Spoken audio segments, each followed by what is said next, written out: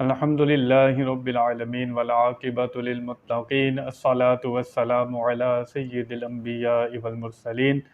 اللہ تعالیٰ سورۃ الانعام میں ارشاد فرماتا ہے، قل من ینجیکم من ظلمات البر والبحر تدعونہ تضرعا وخفیا لئن انجانا من ہذہ لنکونن من الشاکرین۔ آپ کہیے تمہیں خشکی اور سمندروں کی تاریکیوں سے کون نجات دیتا ہے، جس کو تم عاجزی سے اور چھپکے چھپکے پکارتے ہو کہ اگر وہ ہمیں اس مصیبت سے بچا لے تو ہم ضرور شکر گزاروں میں سے ہو جائیں گے۔ کفار مشرکین کا اس آیہ مبارکہ میں ذکر ہے، وہ بھی جب رات کی تاریکیوں میں غموں کے سائے میں پھنس جاتے ہیں تو جن معبودوں کی عبادت کرتے ہیں وہ ان کو نہیں بچاتے۔ حقیقی بچانے والا اللہ تعالیٰ ہی ہے۔ وہ جن کو بتوں کو پکارتے ہیں، مظاہر قدرت کو پکارتے ہیں، وہ انہیں نہیں بچاتے۔ مشکل پریشانی میں پھنسنا، پھر انسان کا جو مسلمان ہے وہ بھی اللہ تعالیٰ کو یاد کرتا ہے۔ جب پریشانی ہو جائے، جب کوئی راستہ دکھائی نہ دے تو وہ اللہ تعالیٰ کو پکارتا ہے، اس سے مدد مانگتا ہے، فریاد کرتا ہے۔ لیکن جب وہ مشکل ٹل جاتی ہے، آسانی آ جاتی ہے، پھر ایسے گزر جاتا ہے کہ جیسے رب تعالیٰ کو پہچانتا بھی نہیں ہے۔ قرآن پاک میں خود ہی اللہ تعالیٰ نے انسان کی اس کمزوری کا ذکر فرمایا ہے۔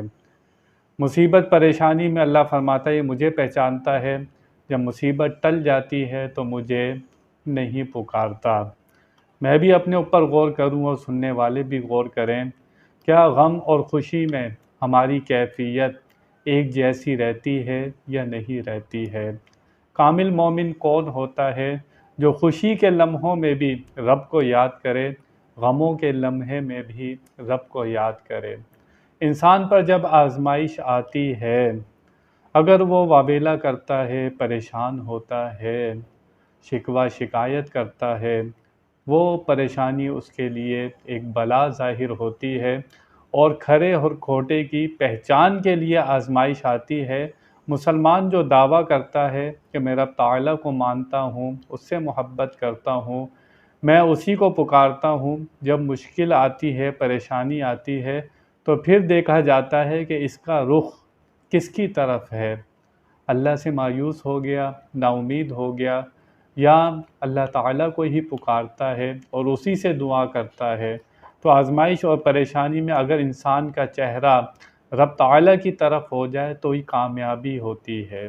اس کے لیے آزمائش بھی نعمت بن جاتی ہے کہ وہ اپنا تعلق رب سے جوڑ لے۔